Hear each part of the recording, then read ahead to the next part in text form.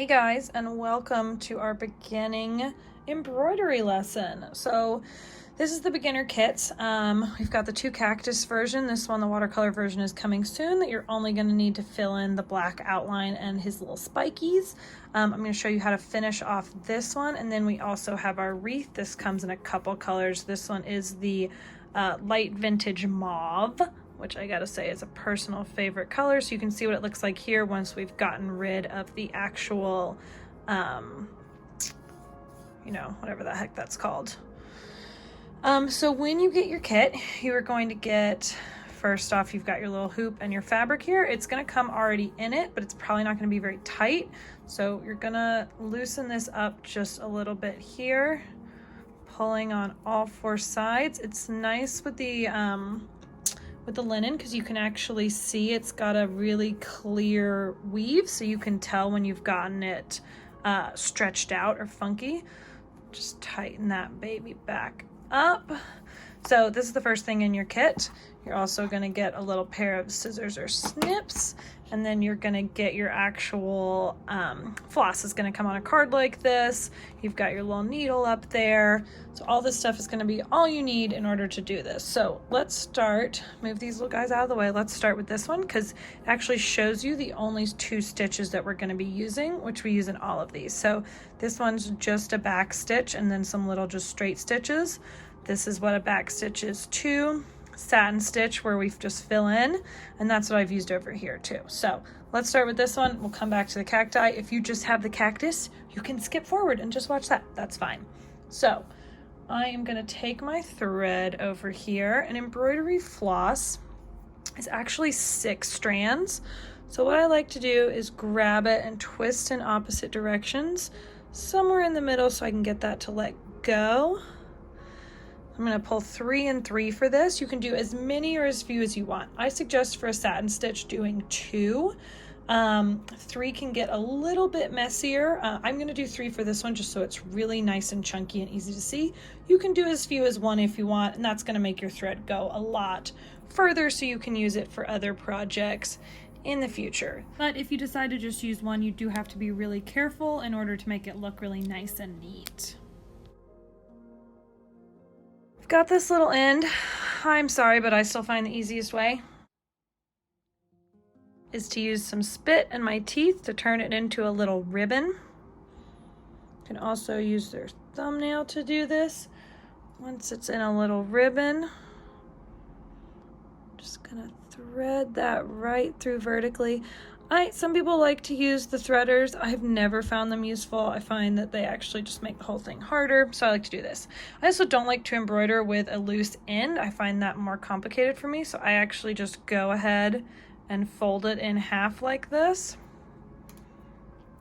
Bring my 2 ends together over here, and I'm just gonna make a simple little knot as close to the end as possible. I'm kind of a Nazi about trying to not waste any thread. Don't kill yourself trying to get it right at the end, but if you have too long of an end, you can always snip that off so it doesn't get in the way later. And I just go ahead and double knot, and I use my thumbnail to push that right up on top of the first knot because we actually want that to be one big knot instead of 2 little knots side by side.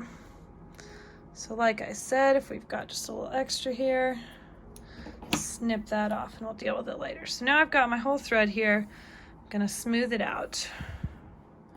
Okay, starting with our back stitch.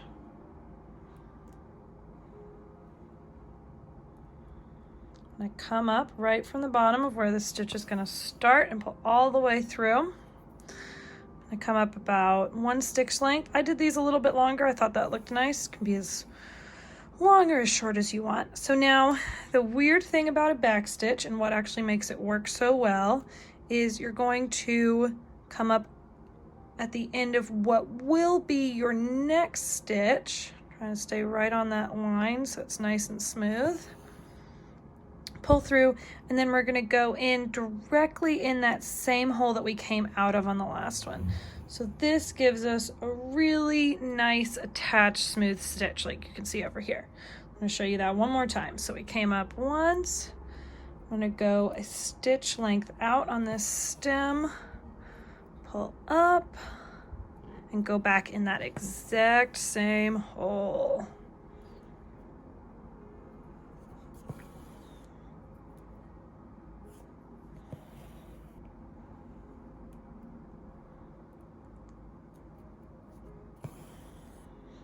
If you need it to be, if you need your stitch to be more curved, then you can do shorter stitches. If it's going to be more of a straight line, you can do longer stitches. All right, and if it gets twisted like that, you can just pull. You want to make sure that's really nice and flat. So I made a really basic embroidery mistake here where I sewed my extra fabric on the edge. I don't know if any of you who sew have ever done this, but it is easy to do, and I left this in here so you guys can know that this happens to absolutely everybody, myself included. Best thing about embroidery, all you have to do is pull those stitches back out, and here I am just finishing up those last few back stitches, and I'll come and show you how to do that leaf. Make sure they're nice and even. Finish this guy off. And then that one stitch up from the very top of the leaf, almost all the way down, not quite. So again, that's just going to give us room for those other stitches. So now that we've got one, we're going to come just to the side and down a tiny bit and take that to that same spot. Now we're going to come up on the other side, same place. You get a really nice even leaf if you go back and forth from side to side. I'm going to come just down one tiny little bit because we want to fill that leaf in all the way to the stem here as we go. Coming over on this other side again. And again, just coming one closer to that stem as we come down.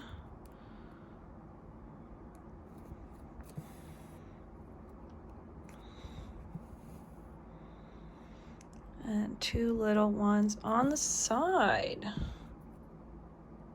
Now we want to make sure these last few go right into that same hole that our last back stitch ended on, so we don't have a gap.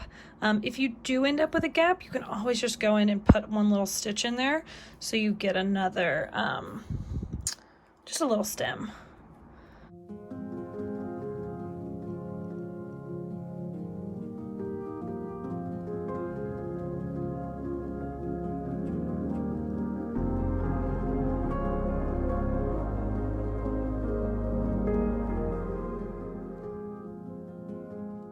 Perfect. The whole point is that it's handmade.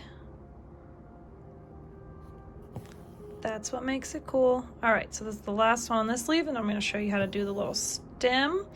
So it's basically just like another one of those little back stitches. I'm actually going to use my thumbnail, move this over just a scotch, come up on my line, and land right back in that same hole that I've been putting those in. Make sure you don't get your others.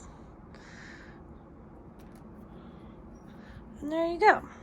So when you finish that, the rest of your leaves, it's going to look just like this one over here.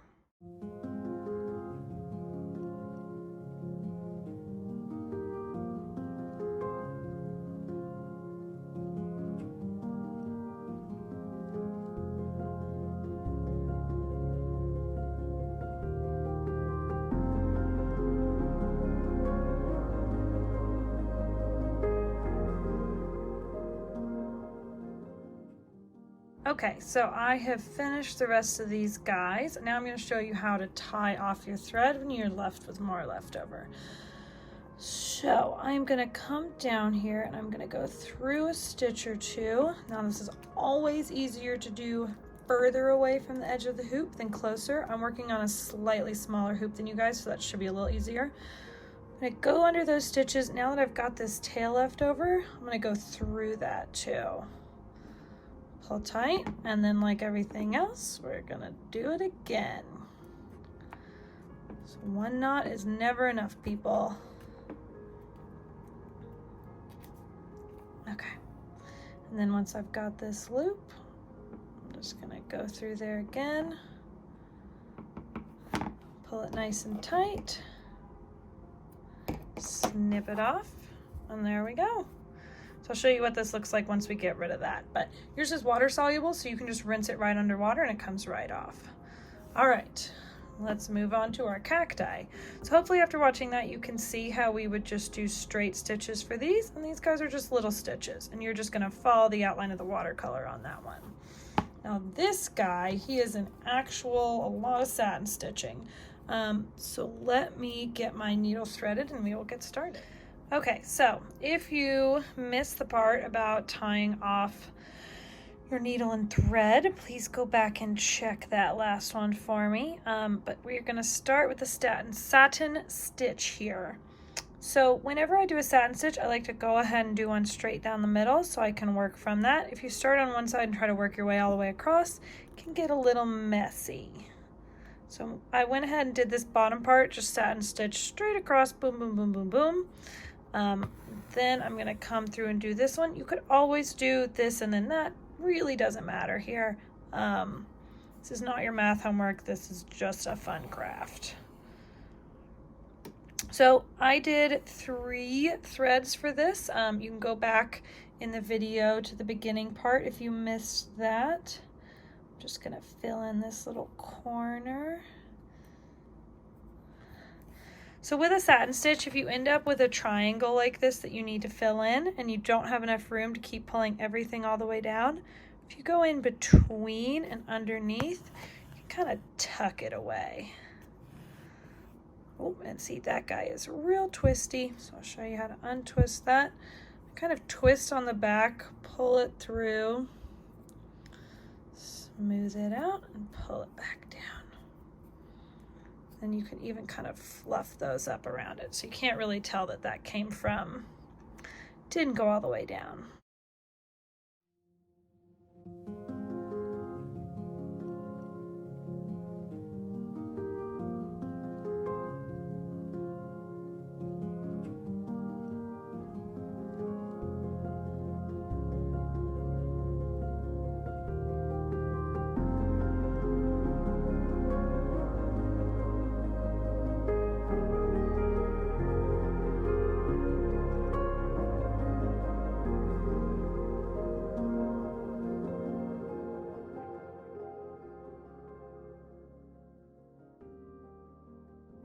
So with a satin stitch, this is a good time to show you, you never want to come up right next to the one you went down on, or this is going to happen, or when you come to the front, it gets distorted.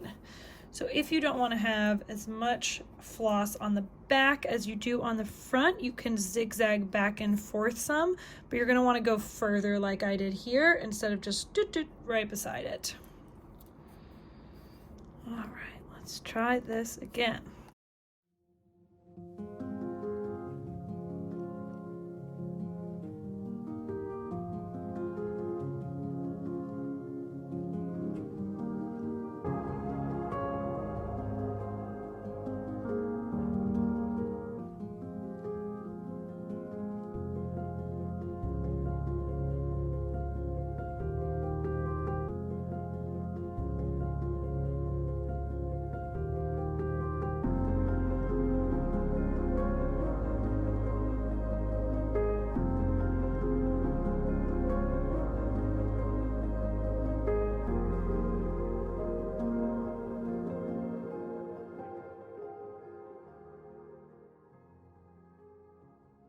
This nice brown color, I'm literally only going to do 2 lines. So I'm going to do that line right under there and that line right there. This is going to be our shadow. So I'm going to start out.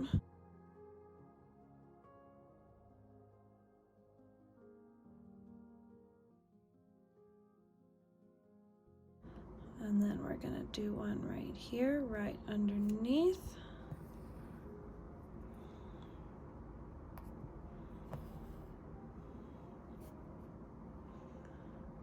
Doesn't feel strong enough, you can just come up and do it again.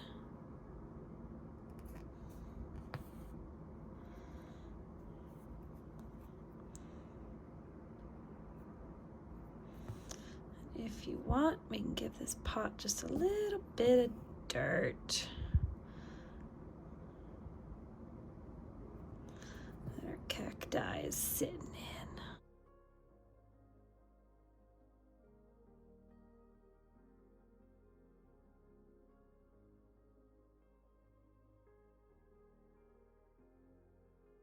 All right, we're gonna work on this little flower up here now, and you guessed it, it's just more satin stitch. So again, gonna come right up through the middle. I'm gonna do the middle of each of these petals so I have somewhere to work from. This one's not gonna be quite as tall.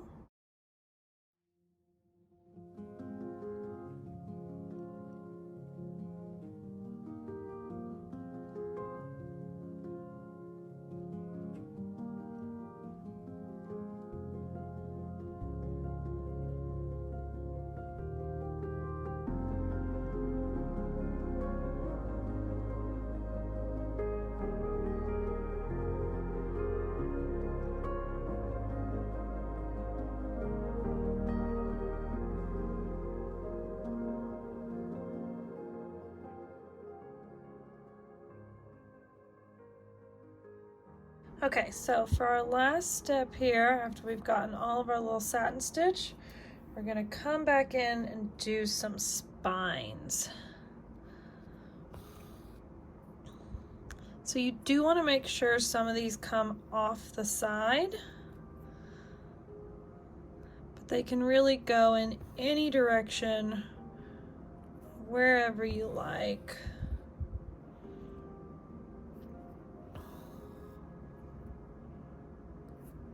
Just to give him some prickles.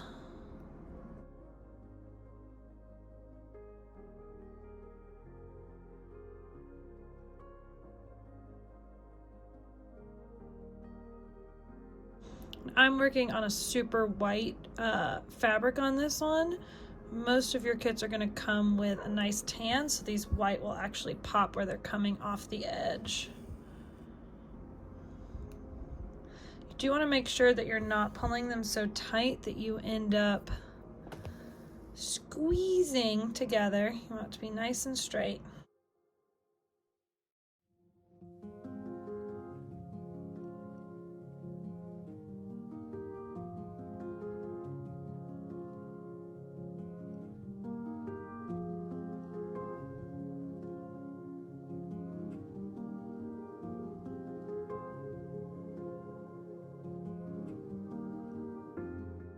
So I'm going to show you one time, in case you missed it at the beginning, how to tie off.